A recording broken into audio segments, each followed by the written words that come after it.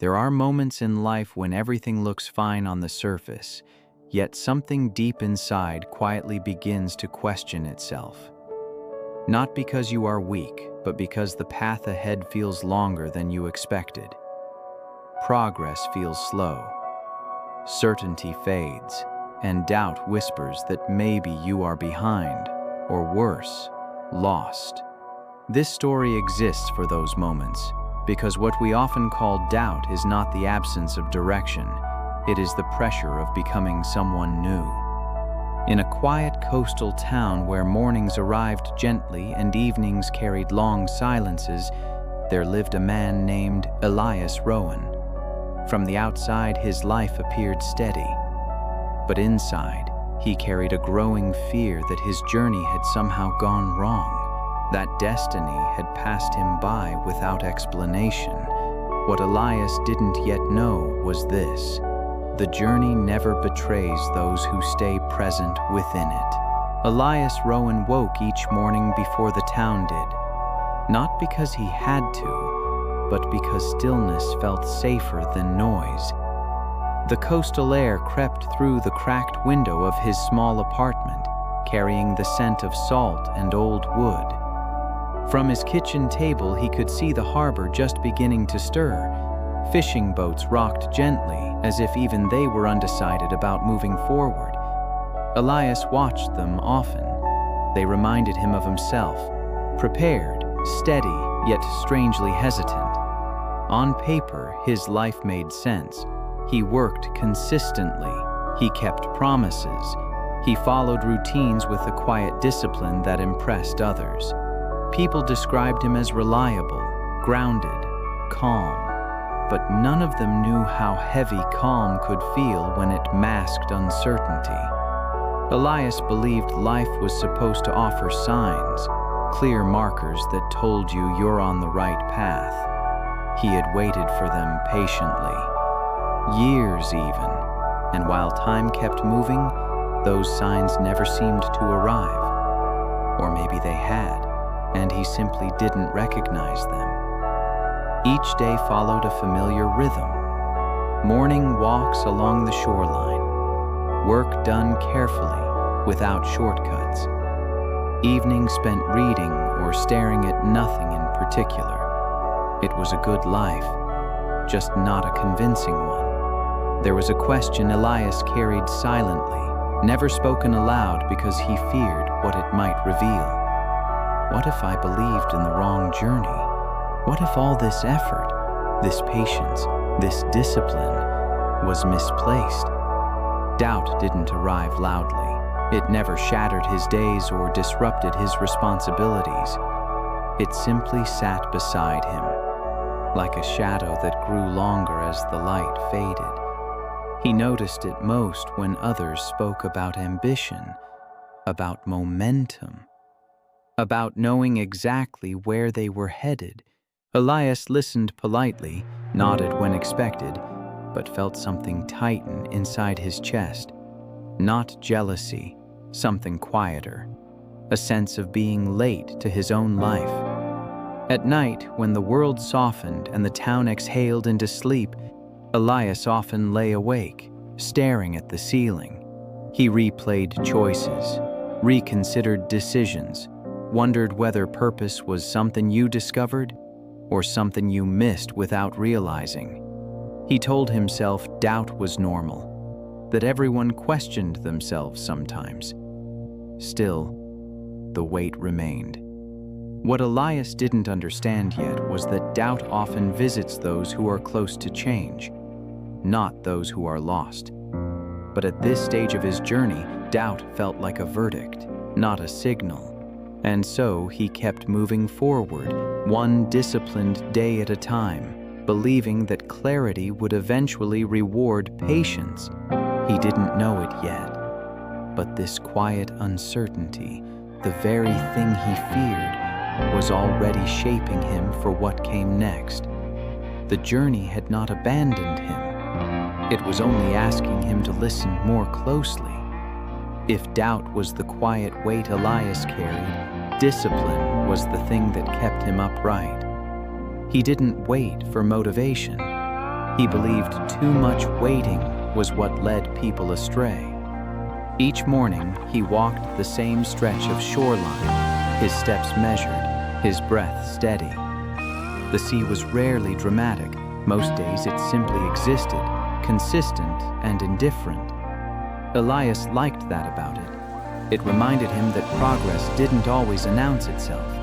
He began to notice small shifts, not miracles, not revelations, just moments.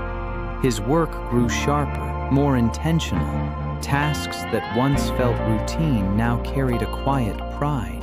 He finished what he started. He showed up when it would have been easier not to. Over time, people noticed a nod of appreciation here, a brief word of trust there, nothing grand, but enough to suggest movement. These moments fed him. They whispered, "You are moving forward, even if you can't see the destination." Elias told himself this was what purpose looked like: consistency over chaos, discipline over impulse. He believed that if he stayed steady long enough, certainty would eventually meet him halfway. Some days, it almost did. There were mornings when the sun broke through the clouds just right, casting a golden line across the water.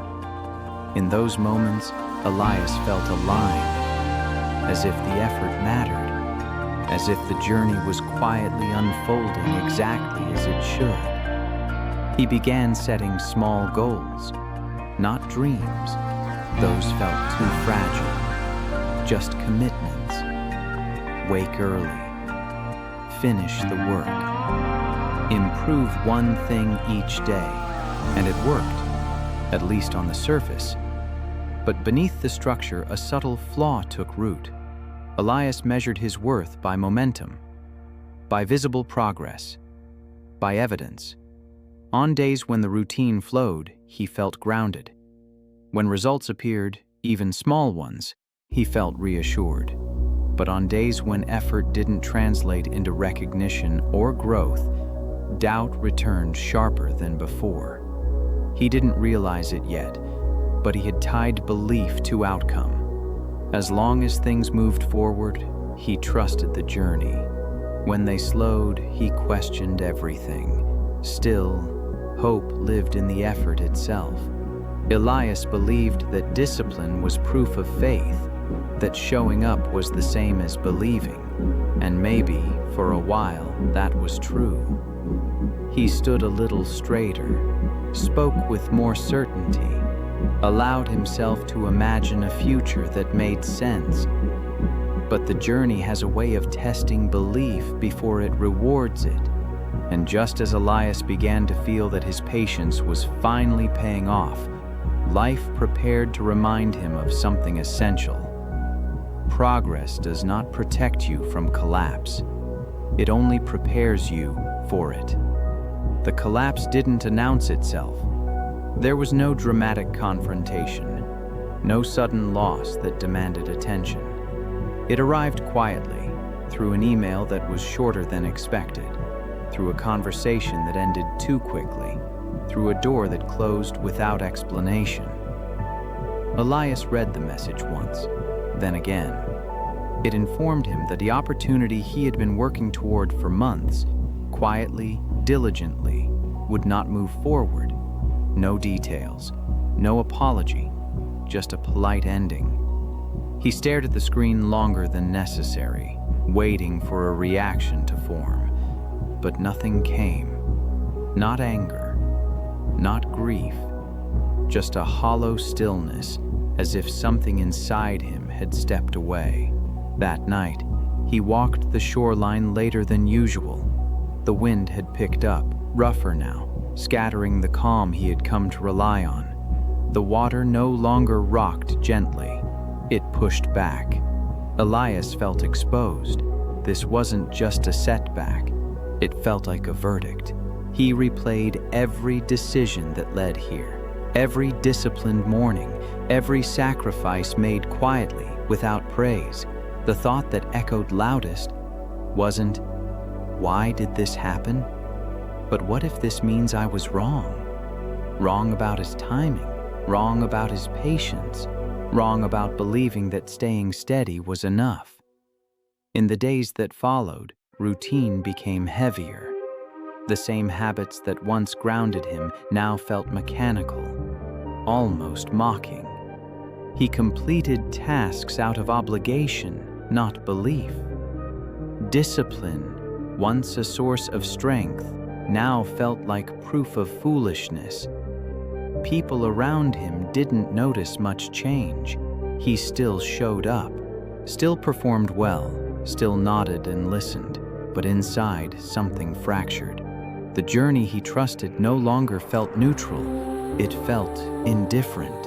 At night, doubt returned, sharper and more personal. It no longer whispered questions, it made statements. You waited too long. You should have chosen differently. This was your chance. Elias didn't argue back. He didn't know how. Failure has a way of shrinking the future, of turning possibility into regret.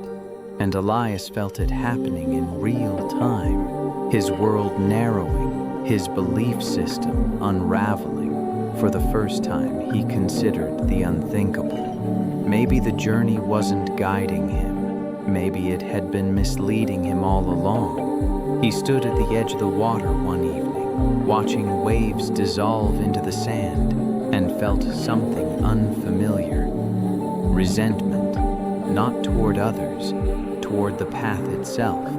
He had done everything right, so why did it feel like everything was wrong? What Elias didn't understand yet was this. Failure doesn't arrive to punish belief. It arrives to strip it down to something real. But in this moment, standing between effort and emptiness, all he felt was loss. And loss has a way of demanding answers before wisdom is ready to respond. Elias didn't accept the loss. Not openly, not quietly, not at all. Instead, he argued with it in the only place no one could hear, inside his own mind. He told himself the outcome was temporary, a misunderstanding, a delay that would correct itself if he stayed alert enough. He reread old messages, searched for hidden meanings, imagined alternate endings where someone realized a mistake and called him back. Letting go felt irresponsible, as if releasing the past meant admitting it never mattered. So Elias held on. He adjusted his routines, not to move forward, but to rewind. He worked harder, not wiser. Discipline turned obsessive, each effort fueled by guilt rather than purpose. If he just proved himself enough, he believed, the journey would apologize. But reality doesn't negotiate. Days passed, then weeks, and nothing changed. The harbor kept moving. Boats came and went. Life continued with a calm that felt almost insulting. Elias watched it all with quiet disbelief, as though the world had failed to acknowledge something important had broken. Inside him, doubt evolved. It no longer asked whether he was behind. It insisted he had fallen off entirely. He began to measure his life against imagined timelines, against people he barely knew, against versions of himself that existed only in regret. Every comparison ended the same way, with the belief that he had waited too long to become who he was meant to be. Sleep grew restless, silence grew heavier. At night, Elias sat at the kitchen table long after the lights across the harbor had dimmed. The same question circled endlessly. If this wasn't my path, then what was? He felt stuck between two fears, afraid to move forward without certainty and afraid to let go of a past that no longer responded to him. Holding on gave him something to fight against. Letting go would leave him with nothing but himself. So he chose resistance. He told himself that perseverance meant refusal, that strength meant not accepting endings. He believed that if he suffered long enough, meaning would eventually return. but all suffering without release does is harden the heart. Elias didn't see it yet, but he wasn't preserving hope. He was delaying healing. The journey had shifted, quietly and without permission. And Elias, still gripping an old version of himself, was being dragged forward by time instead of walking with it. Reality stood still, patient and unmoved, and Elias, exhausted from arguing with what was already gone, began to feel something even heavier than doubt. Emptiness. Emptiness doesn't arrive all at once. It seeps in slowly, filling the spaces where belief used to live. Elias stopped walking the shoreline at sunrise, not intentionally. He simply stopped waking early. Mornings blurred into afternoons. Time lost its edges. The routines that once anchored him now felt meaningless, like rituals performed for a god that no longer answered. He withdrew without explanation. Messages went unanswered.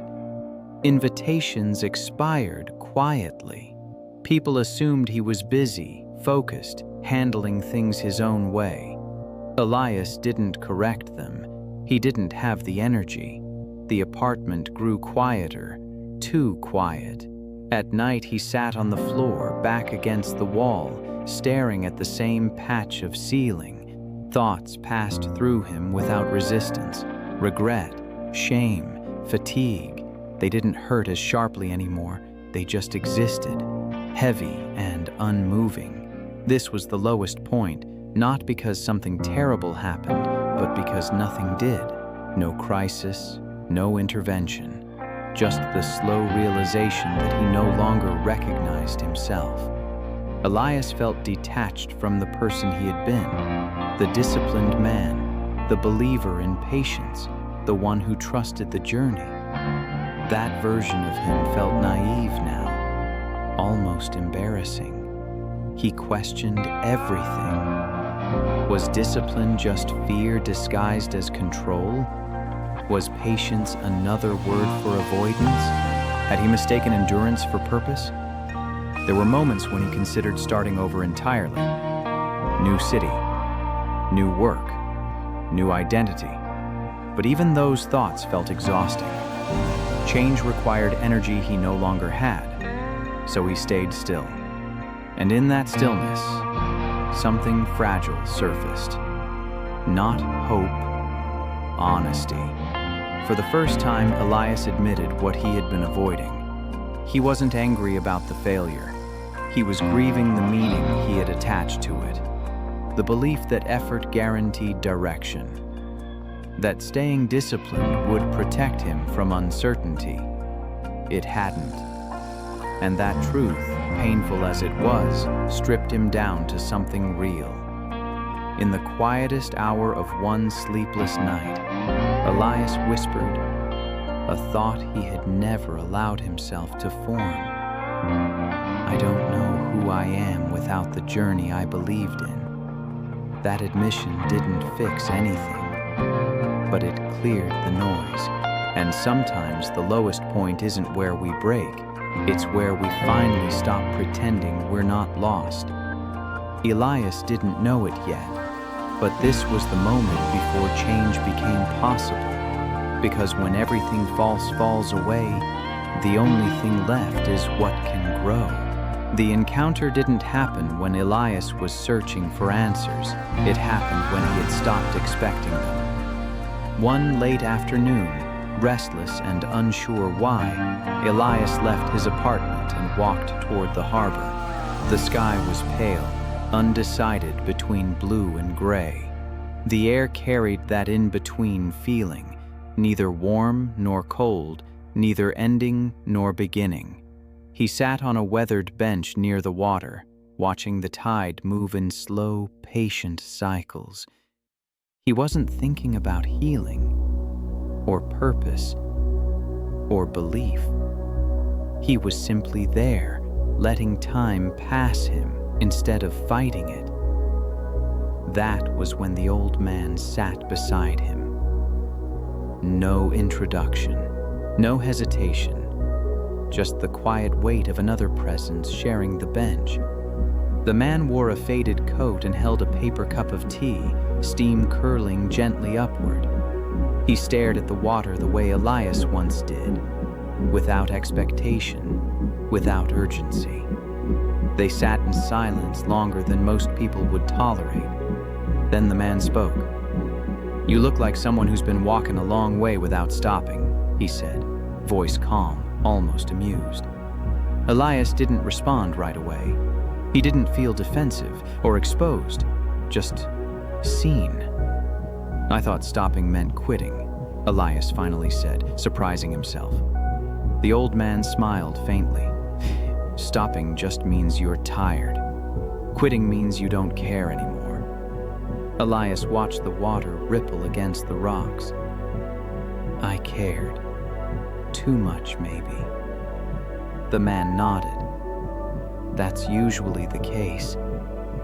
They talked in fragments, not a conversation, more like shared observations about the sea, about time, about how people mistake motion for meaning. At one point, Elias said quietly, "I trusted the journey, and it didn't take me where I thought it would." The old man sipped his tea before answering. "Journeys rarely do." "That's not comforting," Elias said. "It's not meant to be," the man replied gently.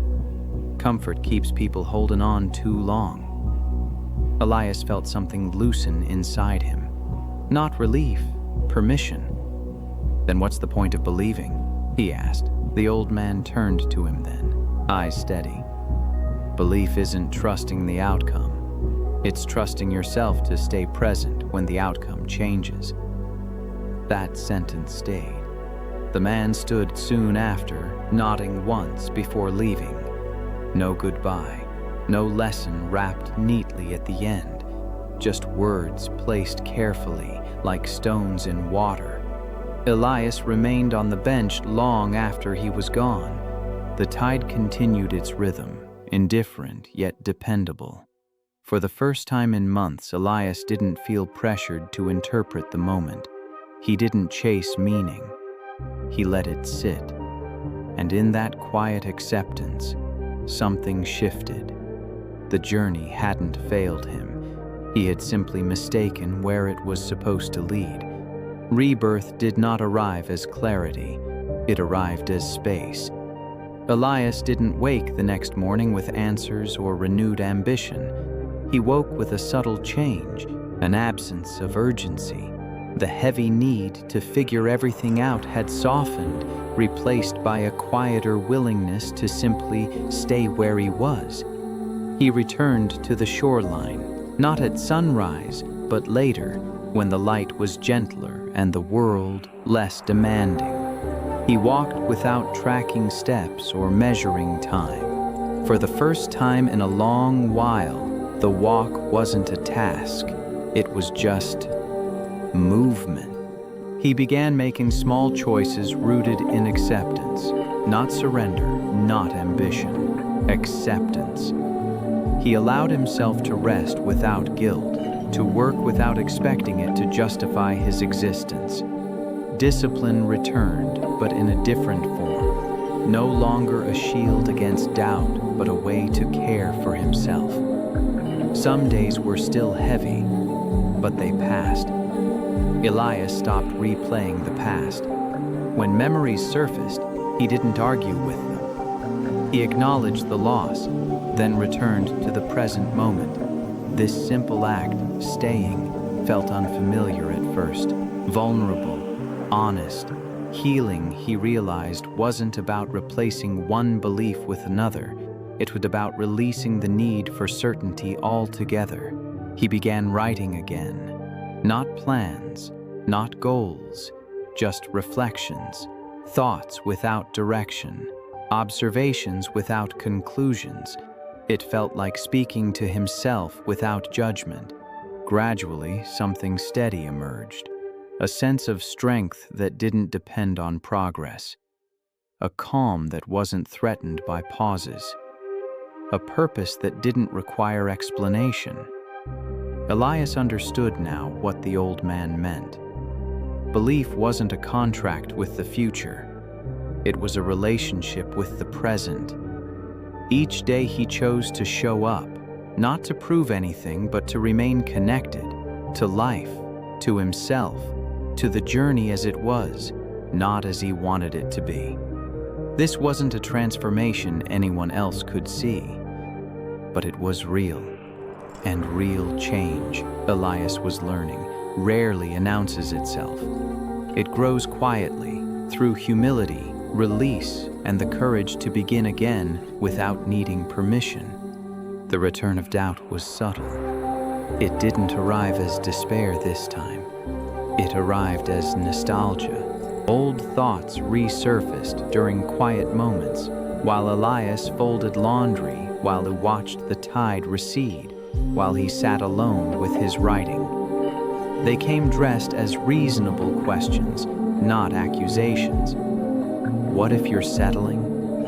What if acceptance is just another excuse? What if you let go too soon? The difference now was not the presence of doubt, but Elias's response to it. He noticed how quickly the mind reached for old patterns, how easily it tried to measure worth through momentum again. Some days he caught himself craving proof, visible progress, recognition, confirmation that he hadn't wasted time. The old version of him whispered that he should hurry, that he should reclaim the intensity he once had. That calm was dangerous. And for a moment, Elias almost believed it. There were days when he pushed himself too hard, mistaking urgency for purpose. Days when rest felt uncomfortable again, when silence threatened to turn into avoidance. This was the new struggle. Not collapse, but temptation. The temptation to return to what was familiar, even if it had once broken him. But Elias had learned something in the quiet. Strength wasn't dramatic, it wasn't fueled by force, it lived in consistency. So when old habits appeared, he didn't shame himself. He didn't panic.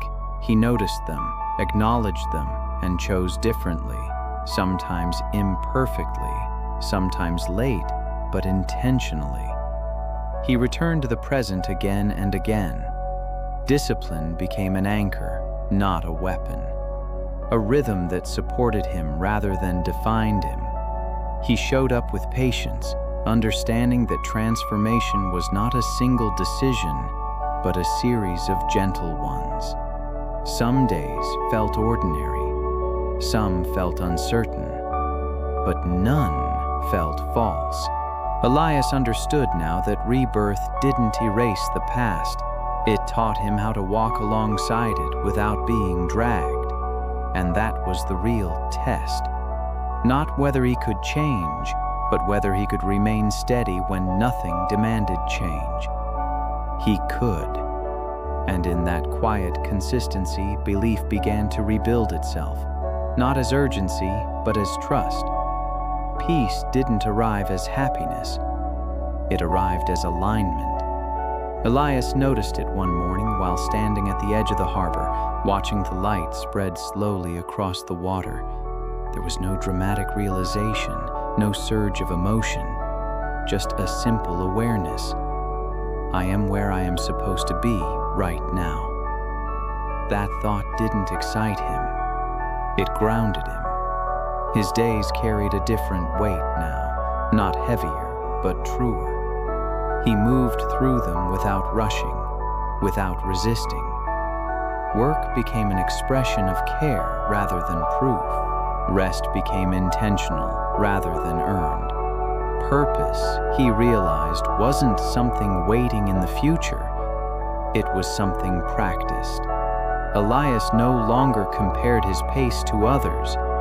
The imagined timelines had dissolved.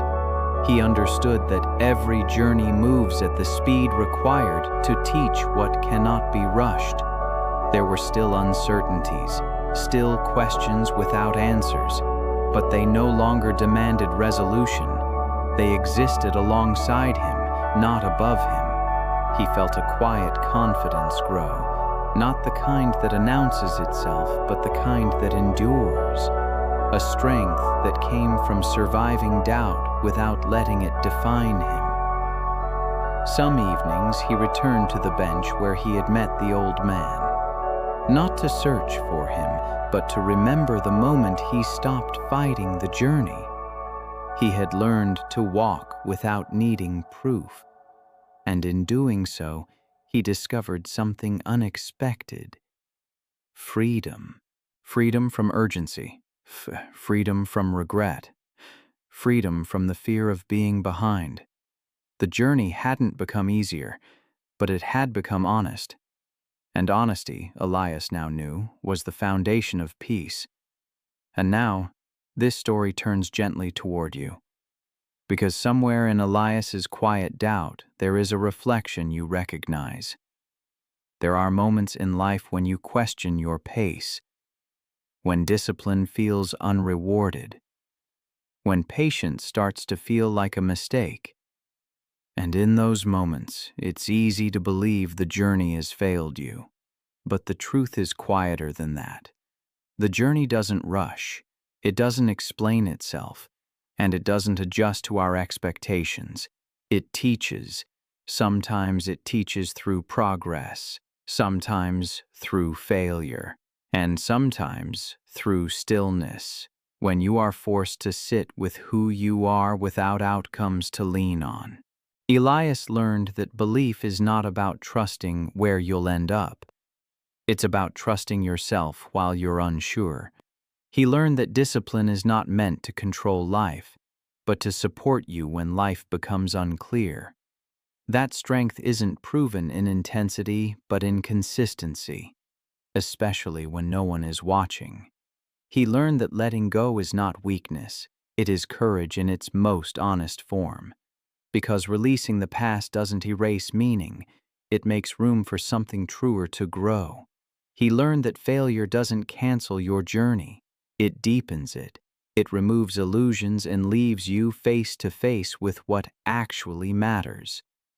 He learned that purpose is not found by chasing certainty, but by staying present long enough for clarity to form on its own.